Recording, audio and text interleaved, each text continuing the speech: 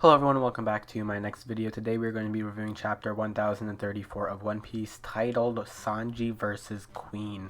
And this chapter made me feel, it made me feel a lot of things. The fight itself was very cool between Sanji and Queen. Had a lot of great action sequences between both Sanji and Queen.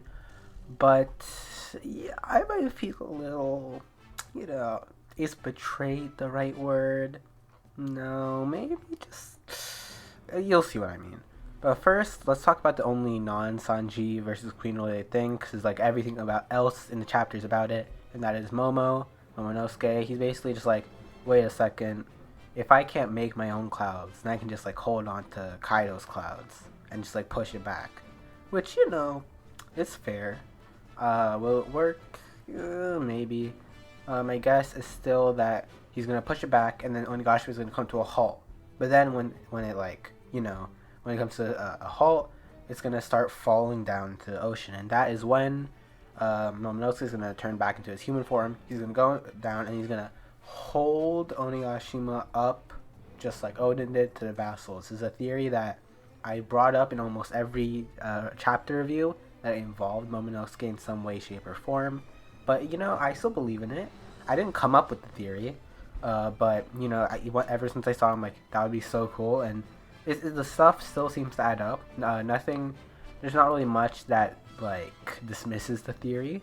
So yeah. Also, sorry if I like squint. So basically, if you've seen like my other videos, I have my glasses on. Now I don't, just because the glare can be kind of annoying to look at.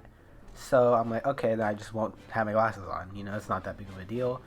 It's kind of a big deal. I can't really see anything. I'm not like blind, but I kind of like have to.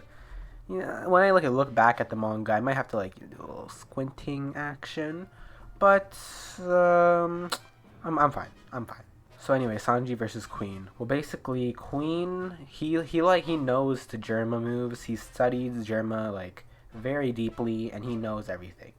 He knows like all the different moves of his siblings. He knows like Sanji's invisibility, and he's using that on him, which is very interesting because it's like Sanji's fighting his own family, because he's always thinking, like, whenever he sees the ability, he thinks back to his family member that used it. So it's kind of like when Sanji defeats Queen, it'll be like him taking out all of his anger and stuff that Queen has also added onto him.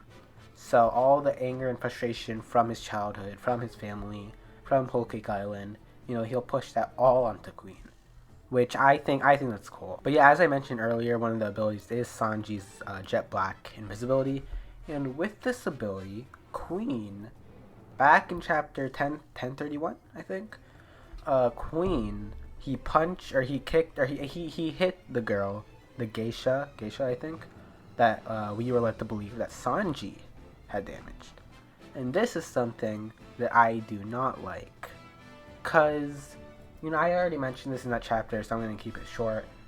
It would have been so good for Sanji to have that internal conflict in him of going against the morals that he's lived by throughout his entire life, even in moments of life or death. Just like in Enies Lobby, Sanji stuck by his morals. He would not hit a woman, and now he did. But he didn't. It was Queen who tricked Sanji, which obviously it's a good tactic by him. Alright, I like Queen. Queen's a cool character. I've always liked Queen.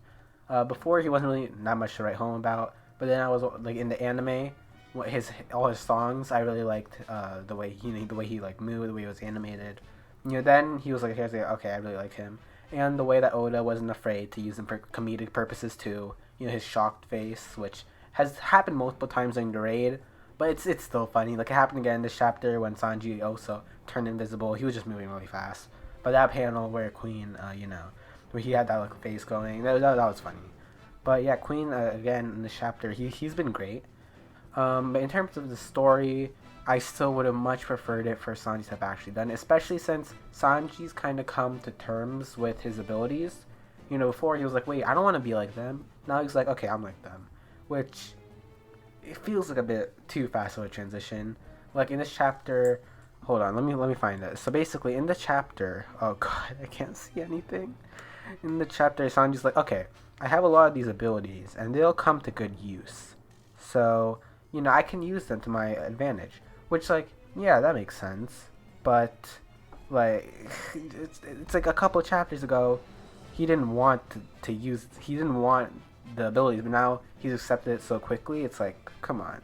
Along with the fact that he didn't actually get the woman, it seems like he didn't really develop that much. So he obviously still hates his family, and he's obviously still very mad at Queen. But it seems like all this was really good for was the power. Well, maybe that's just me. Maybe everyone else is like completely fine with it. I still like the plot point. I still like the twist of him having hit the girl, and I think the way they explained it, how he didn't, it also makes sense. So, I don't know. Yeah, sturdy exoskeleton, enhanced strength, and super speed. I'll make use of them all. Like, I get that he's making the most out of his abilities, and I am. It's not like I'm mad that Sanji got a power up. I'm happy that he got a power up because Zoro was like, he's been getting all these things. Sanji was kind of being left in the dust, even though they're supposed to be portrayed as equals. So I am happy that this battle happened, that Sanji, got these German power ups. But I feel like they came, like, if at the beginning of the battle he didn't want them, now he's just okay with them. So it's like it happened a little bit too quickly. I feel like maybe as he left Wano, maybe he like slowly come to terms like, all right, maybe I am kind of becoming like them, but I'll do what I have to protect my captain. These are my abilities. Now that I have them, I'm going to make use of them. But yeah, but I like the fight scenes. Like in the last 2-page spread, Sanji just keeps on attacking Queen like over and over, like relentlessly. And I actually like that. I really like barrages or like non-stop attacks in anime. Those type of like sequences are kind of my favorite. Like those types of attack, and also team up attacks. I've already talked about this. I always really like those combos, But yeah, I still think it was a good chapter. I did complain about like the stuff that happened in it a little, but it was only that one aspect really. Last chapter review, I do not remember what my prediction was. It might have been Sanji versus Queen, might have been Zoro versus King. I feel like it was one of the two, but I'm not sure.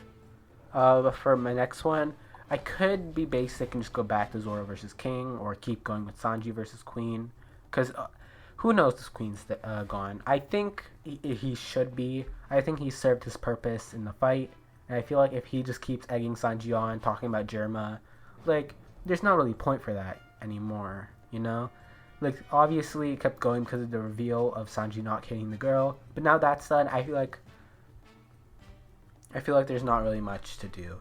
So Sanji vs. Queen, maybe Oda wants to make the ending of that fight close to the ending of Zoro vs. King, because Zoro vs. King, it feels like there's a little bit more left to do there.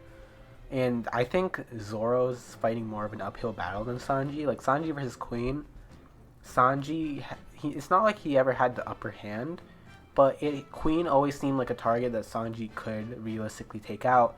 King, the way it's panning out, King seems to be much stronger than Zoro. Zoro's going to have to pull something out and just be able to, use, I don't know, strategy to defeat an opponent. When's Zoro ever done that? I mean, like, he's probably just going to have to pull out another power-up. Just, make Enma, like, he has the black blades, so that's already a power-up in and of itself. So I think Zoro battle, I don't think it's going to have any, like, logic to it. I think it's just going to be sheer will, like, willpower. Just keep going, ascend beyond, and just get stronger. But like I was saying, for the next prediction, I'll say Yamato. Whatever Yamato's doing, I'll say that we're gonna cut back to her. Also, no chapter next week. There's gonna be a break, which is sad, but Oda has to do what he has to do. I say this every time. I don't know why I keep repeating myself. But yeah, next week then, on Friday, I might upload another type of video, because I do like to upload bi-weekly, and without that Friday One Piece review, who knows? I have some stuff working out. I have ideas that I might implements. I could also do my like sequel to my Gen 1 video of Pokemon where I list all of them. I could do the Johto version. But yeah, thank you guys for watching. Make sure to subscribe or like, you know, all that fun stuff, because it really does help like a lot. So yeah, I'll see you guys next time. Bye.